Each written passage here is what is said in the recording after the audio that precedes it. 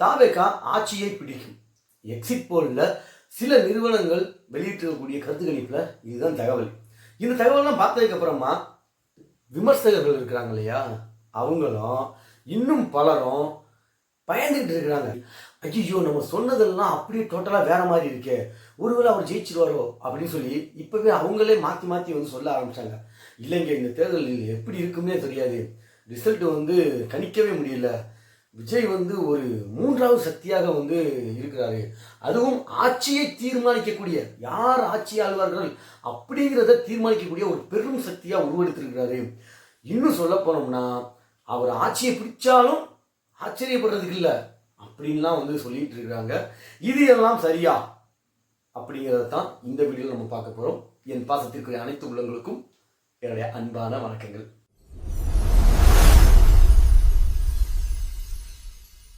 Exit போல் தேர்தலுக்கு பிந்தைய கருத்து கணிப்பை பொறுத்த வரைக்கும் ஒவ்வொரு நிறுவனங்களும் ஒவ்வொரு மாதிரி தங்களுடைய முடிவுகளை வெளியிட்டுக் கொண்டிருந்தாலும் பெரும்பாலும் பரபரப்பை கிளப்பி இருக்கக்கூடிய ரிசல்ட் என்ன அப்படின்னா, தாவேகா தளபதி விஜய் அவருடைய தமிழக வெற்றி கழகம் ஆட்சியை பிடிக்கும் அப்படின்னு சொல்லுற கருத்து கணிப்பும், பெரும்பான்மையான இடங்களை கைப்பற்றுவார்கள், அதாவது 40-50 இடங்களை கைப்பற்றிடுவாங்க அப்படிங்கிற ஒரு கருத்து கணிப்பும், ஓட்டு சதவீதம் நிறைய வாங்குவாங்க, 25 இடங்களுக்கு மேல வெல்வாங்க அல்லது 20 இடங்கள் வெல்வாங்க, இப்படி டபுள் டிஜிட்லயே ஒரு பெரிய டிஜிட் வெல்வாங்க, இப்படிலாம் சொல்லிக்கிட்டு இருக்கிற கருத்து கணிப்புகள்னாலையும் உண்மையிலேயே நடக்கிறது என்ன அப்படின்னா, இந்த ஊடகங்களும் நிறைய விமர்சகர்களும் இந்த கருத்து கணிப்பு நிறுவனங்களை கூட விட்டுருங்க, அவங்க எல்லாமே அவங்க வேலையை செய்யறாங்கன்னு வச்சுக்கலாம். ஆனா அதீதமா ஒரு இதை கிண்டி கிண்டி கிளறி கிளறி கிளறி ரசிகர்களை தேவையற்ற ஒரு பரபரப்புக்குள்ளேயும் தேவையற்ற ஒரு எதிர்பார்ப்புக்குள்ளேயும் தள்ளிடுறாங்க.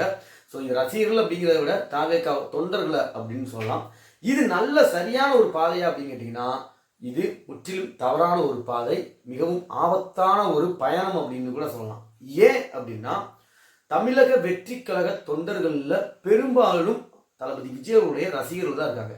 ரசிகர்களுடைய மனப்பான்மை எப்படி இருக்கும் அப்படிங்கிறது உங்களுக்கே தெரியும். அவர்களுடைய அரசியல் புரிதல் எப்படி இருக்கும் என்பதும் உங்களுக்கு நன்றாக தெரியும்.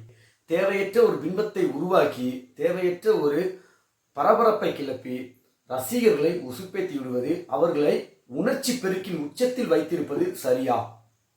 100% தவறு. இது நான் சொன்ன மாதிரி தான் பெரும் ஆபத்தில் கொண்டு போய் முடியறதுக்கான வாய்ப்புகள் இருக்குது. அதனால கொஞ்சம் தங்களுடைய கடமையை உணர்ந்து, பொறுப்பை உணர்ந்து நேர்மையாக செயல்பட வேண்டும் அப்படிங்கிறத ஒரு கோரிக்கை வச்சுக்கிறேன். செய்ய வேண்டியது, தளபதி விஜய் அவர்கள் கண்டிப்பா தங்களுடைய ரசிகர்களை தயார்படுத்தணும், அவங்கள பக்குவப்படுத்தணும். வெற்றி தோல்வி எதுவாக இருந்தாலும் நாம் முழு மனதோடு ஏற்றுக்கொண்டு அடுத்த கட்டத்தை நோக்கி பயணிக்க வேண்டும் அப்படிங்கிற ஒரு உத்வேகத்தை ரசிகர்களுக்கு கொடுக்கணும். ஆனா இது எதையுமே செய்யாம இன்னும் அந்த கியூரியாசிட்டியை அதிகப்படுத்துற மாதிரி, வெற்றி பெறும் அனைத்து வேட்பாளர்களும் பனையூருக்கு வரணும், நான் எவ்வளவு நேரமானாலும் காத்துக்கிட்டு இருப்பேன் அப்படின்னு சொல்றது, விஜய் அவர்கள் எவ்வளவு நம்பிக்கை வச்சிருக்கிறாரு அப்படிங்கிறத ரசிகர்கள் மனசுல ஆழமா பதியுது. ரைட், இது நல்ல விஷயம்தான். உங்க கான்ஃபிடென்ட் லெவல் வேற லெவலு, ரசிகர்களுக்கும் நீங்க கடத்துறது வேற லெவலு. ஆனா அதோட சேர்த்து இதையும் ஒரு வார்த்தை சொல்ல வேண்டியதுதானே. வேட்பாளர்கள் ஜெயிச்சா வீட்டுக்கு வரணும்னு சொல்ல தெரியுது, ஆனா ரசிகர்கள் ஒருவேளை, என்னுடைய ரசிகர்கள் ஒருவேளை ரிசல்ட் நமக்கு எதிராக இருந்தால், நமக்கு சாதகமாக அமையவில்லை எனில், நாம் அதை இன்னும் நுட்பமாக ஆய்வு செய்து எப்படி மக்கள் மத்தியில் நாம் செல்ல வேண்டும், எப்படி மக்களை அணுக வேண்டும், எப்படி வாக்குகளை நாம் இன்னும் நிறைய அள்ள வேண்டும் என்பதை நோக்கிய பயணமாக இருக்க வேண்டும். நாம் இன்னும் வேகமாக செயல்பட வேண்டும், இன்னும் அதிக களப்பணியாற்ற வேண்டும் அப்படியெல்லாம் சொல்லி ரசிகர்களை தயார்படுத்தலாம் இல்லையா? அந்த வேலையை ஏன் இன்னும் தொடங்கல? இன்னும் 2 நாள் தான் இருக்கு. ஸோ திரும்ப நாம தளபதி விஜய் அவர்களுக்கு சொல்றது இது ஒண்ணுதான். ஏற்கனவே ஒரு வீடியோவில் நம்ம சொல்லியிருக்கிறோம். இந்த வீடியோவிலும் தொடர்ந்து நம்முடைய ரெக்வஸ்ட்டை ரொம்ப ஆழமாகவும் ரொம்ப ஸ்ட்ராங்காகவும் வைக்கிறோம். தளபதி விஜய் அவர்களே, உங்களுடைய ரசிகர்களை தயவு செஞ்சு தயார்படுத்துங்க, பக்குவப்படுத்துங்க. ஏன்னா அவர்கள் ஒரு உணர்ச்சி பெருக்கு நிலையில இருக்கிறாங்க. இன்னும் குறிப்பா சொல்லணும் அப்படின்னா, தளபதி விஜய் ஜெயிக்கல அப்படின்னா, அண்ணா ஜெயிக்கல அப்படின்னா நான் என்ன பண்ணுவேன் தெரியுமா அப்படின்னு உங்க மீது இருக்கக்கூடிய அன்பை காட்டணும் அப்படிங்கிறதுக்காக விரும்பத்தகாத செயல்களை செய்யறது கூட தயாராக இருக்காங்க. அவங்களே தண்டிச்சுக்கிறது கூட தயாராக இருக்கிறாங்க. ஸோ இந்த ஒரு சூழ்நிலையை நீங்கள் அவ்வளோ ஈஸியாக எடுத்துக்கிடாதீங்க. தாவேக்கா தோத்துருச்சு, தளபதி விஜய் அவர்கள் சிஎம் ஆகலை, இல்லைனாக்கா அவர் தோத்துட்டாரு அப்படின்னாக்கா நான் சாப்பிட மாட்டேன்னு ஒரு ஆள் சொல்லுது, இன்னொரு ஆள் கண்ணீர் விட்டு அழகுது, எப்படியாவது காப்பாத்திருங்க அப்படின்னு. இப்படியெல்லாம் மனநிலையில் இருக்கக்கூடிய, இவ்வளவு வீக்கான மனநிலையில் இருக்கக்கூடிய ரசிகர்களை எப்படி கையாள வேண்டும் அப்படிங்கிறத இன்னும் இன்னும் மிக மிக மிக நுட்பமாக கையாள வேண்டும் தளபதி விஜய் அவர்கள் அப்படிங்கிறத மீண்டும் ஒரு தடவை ஆணித்தனமாக உங்கள் முன்னாடி வச்சுக்கிறேன். இந்த வீடியோவில் நம்ம சொல்ல வந்த 2 மெயின் டாபிக்.